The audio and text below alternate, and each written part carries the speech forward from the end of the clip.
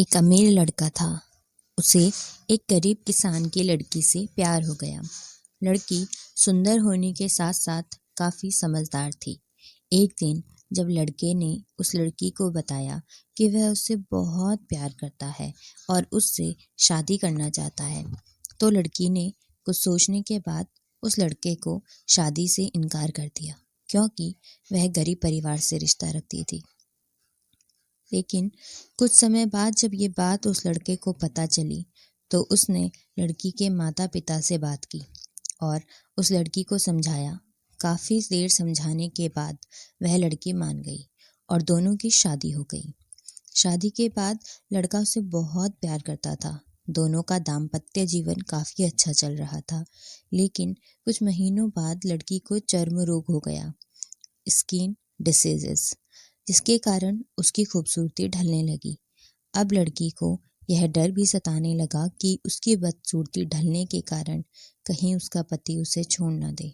लड़की उस चर्म रोग को ठीक करने का हर संभव प्रयास कर रही थी।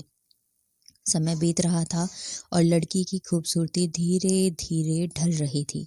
एक दिन वह लड़का एक काम से दूसरे शहर गया। लड़का जब वहां से वापस आ रहा था, तो उसका रास्ते में एक कार से एक्सीडेंट हो गया। उस दुर्घटना के दौरान लड़की की आंखों की रोशनी चली गई। इस दुर्घटना के कुछ समय के बाद उनका जीवन फिर से सामान्य और सुखी बीतने लगा।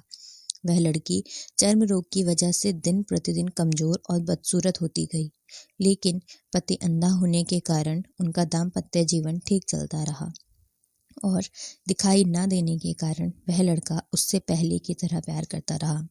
कुछ सालों बाद बीमारी के कारण उस लड़की की मृत्यु हो गई। पत्नी की मृत्यु होने के बाद वह लड़का अंदर से दुखी हो गया और वह शहर छोड़कर जाने वाला था। तभी उसके पड़ोसी ने उसे सांत्वना देते हुए कहा, अब आप तो अपनी पत्नी के बिना अकेले पड़ जाएंगे। वह आपका काफ़ी ख्याल रखती थी। अब आपका जीवन अंधकार में कैसे व्यतीत होगा।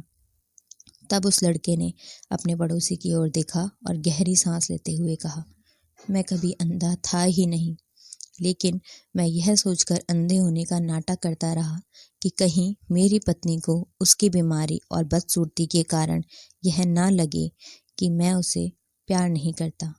इसलिए मैं इतने सालों तक बिना कुछ कहे हुए अपनी पत्नी की खुशी के लिए अंधा बना रहा।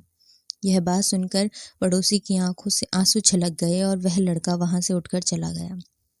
शिक्षा: अगर आप जीवन भर खुश रहना चाहते हैं, तो आप लोगों की कमियों की तरफ ही नहीं, उनकी खूबियों की तरफ भी गौर करिए। आपका जीवन आसान हो जाएगा। Thank you.